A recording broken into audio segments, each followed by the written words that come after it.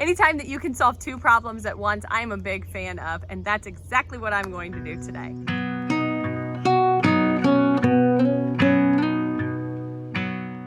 So I hope that by the end of this video that you're really encouraged to just go ahead and start.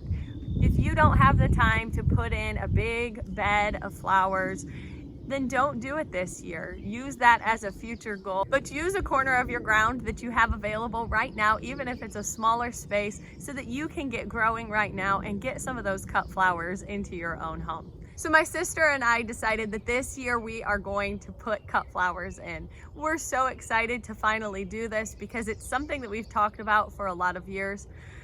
Now I'm out in my potager garden, which those of you who don't know, potager is just some place where you plant edible things alongside with beautiful flowering and typical landscape plants. I'm out in my potager though, and I'm here because I am ready to solve a problem. Every year I have a hard time staying on top of weeding out here because they just grow so incredibly fast.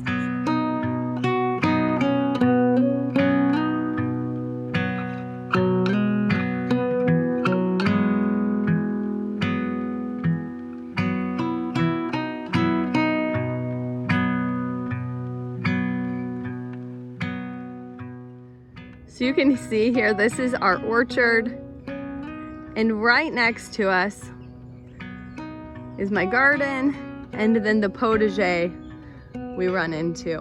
This is the very tip of the potager garden, which, holy cow, on camera it looks even more overgrown. But you can see in some of the places where I've started making room to put lots of cut flowers in.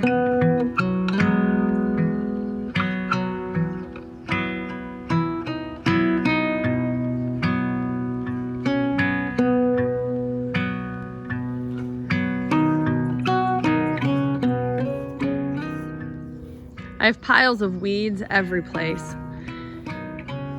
But you can see in places like this was solid weeds a couple of days ago.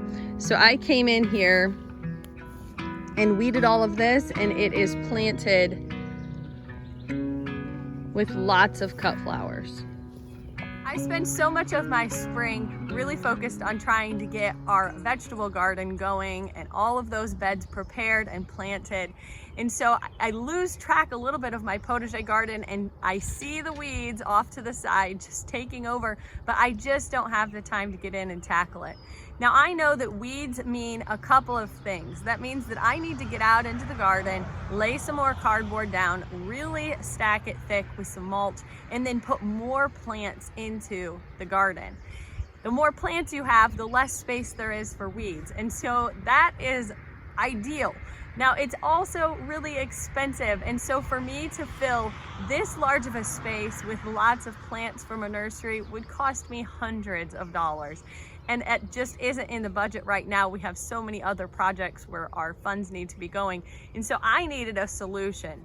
Now I have deep mulched a lot of this, and it is helping with the weeds this year significantly, but they still are resilient. And so I am going to put my cut flowers in here this year. Now I have a field out on my property where Ben has given me permission to take over part of that and put lots of cut flowers in and actually do a for real cut flower garden. But I'm just struggling with the time frame of that this year. I do think that there's a little portion of that I am going to take on. He's going to get that tilled for me, but I'm just running out of time, to be quite honest, and I really want to get these in the ground.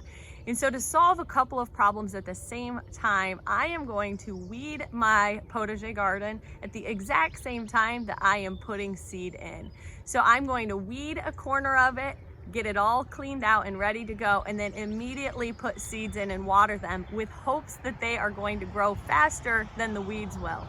I've tried in the past to try to clean out the entire potager garden and get it all ready to go and beautiful looking and then plant, and it just doesn't work because by the time I finished one area, the other area that I've already done is growing back, and I just am completely overwhelmed in my potager.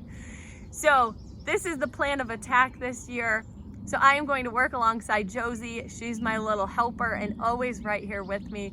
And so we're going to plant lots of seeds, we're going to get them watered in, and we're going to hopefully add lots of color to our space and solve a couple of problems at the same time.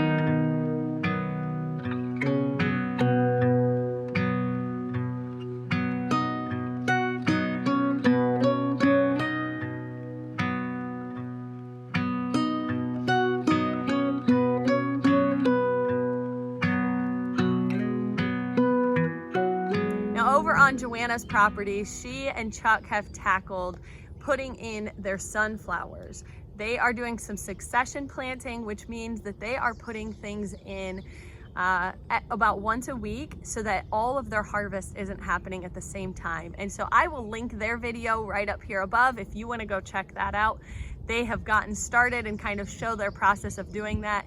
And then I'm going to be doing a very similar approach to that here and planting a little bit one week and some more the next week with hopes that we can really extend our growing season. If you haven't already, please subscribe to our channel so that you don't miss out on the updates that we're going to give throughout the season for both the sunflowers and the cut flowers that Joanna and I have on each of our properties.